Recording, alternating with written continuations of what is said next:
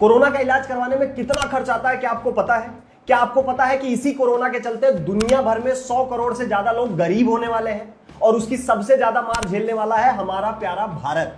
झेल भी रहा है। देखिए, हम इतने बड़े एक्सपर्ट नहीं है कि आपको बता सके कि गरीब होते देश को युद्ध की कितनी जरूरत है, लेकिन हम आपको यह जरूर बता सकते हैं कि इस महामारी के दौर में गरीब होने से कैसे बचा जाए। क्या है कि लॉकडाउन खुलने के बाद हमारी जिंदगी ने जितनी रफ्तार पकड़ी है उससे ज्यादा रफ्तार पकड़ी है कोरोना के आंकड़ों ने, और उससे तेजी से फुल हो रहे हैं हमारे देश के सरकारी अस्पतालों के बेड।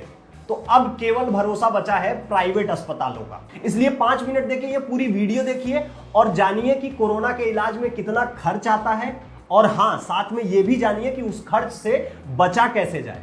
और इस वीडियो को शेयर कर दीजिएगा ताकि 4 लोगों को और पता चल सके। देश दुनिया की कई रिपोर्ट्स कहती हैं कि अगर 100 लोगों को कोरोना हुआ है तो उनमें से 75 से 80 लोगों को तो कोई लक्षण ही नहीं दिखते, 10 से 15 लोगों को ऐसा होगा कि थोड़े लक्षण दिखते हैं, और 5-7 लोगों को गंभीर लक्षण दिखते हैं। अब इसका यह बिल्कुल मतलब नहीं है कि आप तफरी मारने निकल जाइए। भगवान न करे कि आपको कोई लक्षण दिखे, लेकिन अगर दिख गए और अस्पताल जाने की जरूरत पड़ी तो आइए पैसे और खर्च की गणित समझ लेते हैं। कुछ दिन पहले दिल्ली के मैक्स अस्पताल की रेट लिस्ट बहुत तेजी से वायरल हो रही थी, जिसमें इलाज के खर्च का ब्यौरा लिखा हुआ था।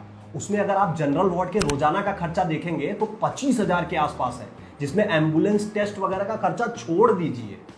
सोचिए, अगर आपको आईसीयू या फिर वेंटिलेटर वाले वार्ड में जाना हुआ तो कितना खर्चा आएगा। बाद में गृह मंत्रालय ने रेट्स पर काबू पाने के लिए नियम कानून भी बनाए, रेट 50% तक कम भी कर दिए, लेकिन कितने प्राइवेट अस्पताल इसको मानते हैं ये तो राम ही जाने। आइए पूरे इलाज का हिसाब किताब समझते हैं। सबसे पहला खर्च टेस्ट का, लगभग 4500 रुपए। सरकार इस पे थोड़ी सब्सिडी भी दे रही है, और आयुष्मान योजना के अगर आप लाभार्थी हैं तो आपका टेस्ट फ्री में हो जाएगा।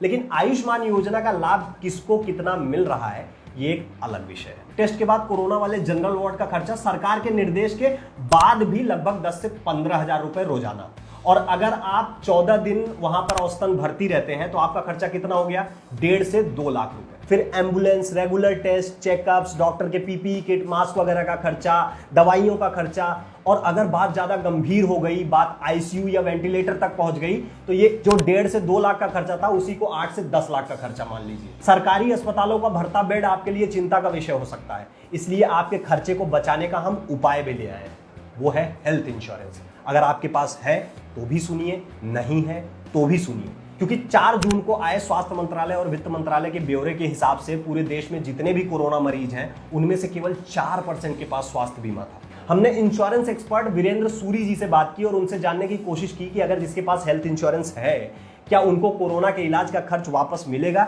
या फिर अलग से प्लान लेना पड़ेगा। भारत सरकार के इंश्योरेंस रेगुलेटर IRDA ने 4 मार्च को ही एक सर्कुलर निकाल दिया था, जिसमें निर्देश दे दिए गए थे सभी इंश्योरेंस कंपनी को कि जो भी कोरोना से रिलेटेड हॉस्पिटलाइजेशन का खर्चा होगा वो आपकी एग्जिस्टिंग पॉलिसी में कवर होगा। जो आपकी जो पॉलिसी चल रही है उसमें कोरोना का इलाज बिल्कुल होगा। मतलब अगर आपके पास रेगुलर हेल्थ इंश्योरेंस प्लान है तो आपके कोरोना का इलाज कवर हो जाएगा।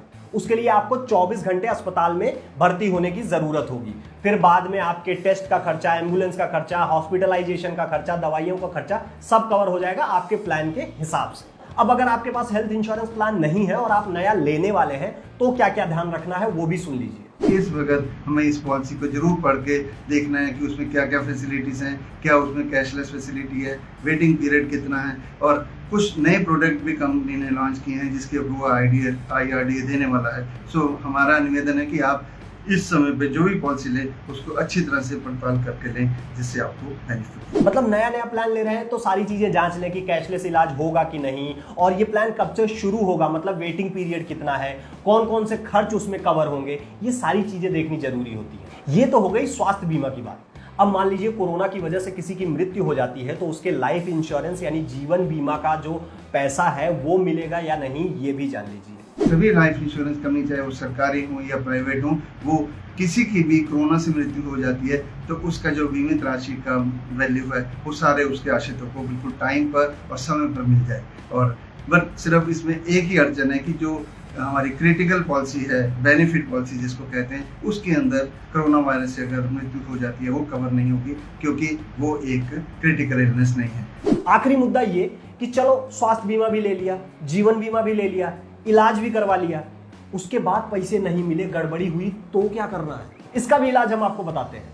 इंश्योरेंस समाधान नाम की एक संस्था है जो बीमा से जुड़ी सभी तरह की गड़बड़ियों का समाधान करती है। अभी हाल फिलहाल में इन्होंने कोरोना से रिलेटेड भी एक हेल्थ इंश्योरेंस का क्लेम सेटल करवाया था और लोगों को उनका हक दिलवाया था। और तो और महामारी के इस दौर में देशवासियों की मदद करने के लिए इस संस्था ने कोरोना से जुड़े जितने भी केसेस हैं उनका रजिस्ट्रेशन भी निःशुल्क कर रखा है। तो इंश्योरेंस में कभी भी गड़बड़ी हुई है या भविष्य में होने वाली है तो इस नंबर पर कॉल कर लीजिए या अपनी सभी डिटेल्स इस नंबर पर व्हाट्सएप कर दीजिए। एक चीज और, पिछला एपिसोड जब हमने इंश्योरेंस फ्रॉड के इर्द गिर्द किया तो उस समय इंश्योरेंस कंपनियों के नाम पे हमने बीप लगा दिया था। तो आपने बोला कि नाम क्यों नहीं बताया उनका।